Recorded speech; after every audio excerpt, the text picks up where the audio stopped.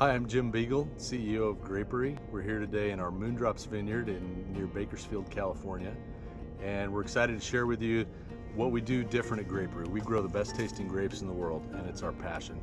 It's not an easy thing to do. It sets us apart from a lot of other farmers, but it's so exciting to be able to grow great tasting grapes and deliver them to shoppers around the world so people can share these with their families and really get an appreciation for how wonderful grapes can taste. We're in our Moondrops vineyard here today. Moondrops are a unique variety with a long shape, and they taste absolutely delicious. This variety took us several years to develop.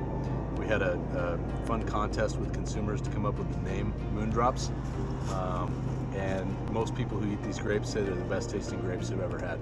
We have a wide lineup of different grapes that we grow. We grow cotton candy grapes, which are the rock star of the Grapery lineup. They're our most popular grape and the one that people react to most strongly.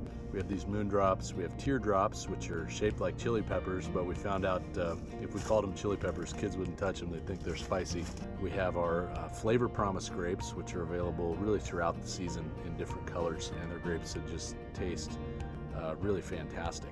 We have our Gumdrops, which is a really exciting new variety of grapes. It tastes like grape candy. And those are, we have some available early in July and August and some available later in October. So how do we do this? How do we grow these things that have all these amazing flavors that you've never seen before? We work with a breeding company who's breeding grapes for great flavor. It's not GMO.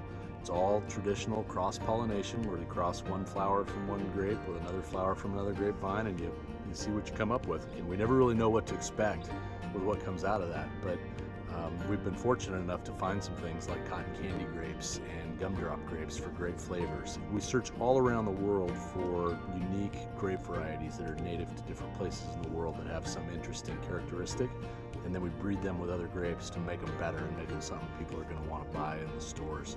When we found the cotton candy grapes for the first time, we didn't even know they tasted like cotton candy, so they don't actually taste like cotton candy on the vine. It's only after we harvest them and get them cold in a refrigerated setting that the cotton candy flavor actually comes out. So it was a bit of an accident that we stumbled onto that. Cotton candy grapes are the most difficult grape there is to grow. Not all the bunches on these vines ripen at the same time, and with cotton candy it's really variable. They're all ripening at different times. Every one of these clusters of grapes is harvested by hand. So a worker has to evaluate every cluster and make a decision on whether or not to harvest it based on how ripe it is. And if you harvest a cluster of cotton candy grapes before it's ripe, it doesn't taste like cotton candy.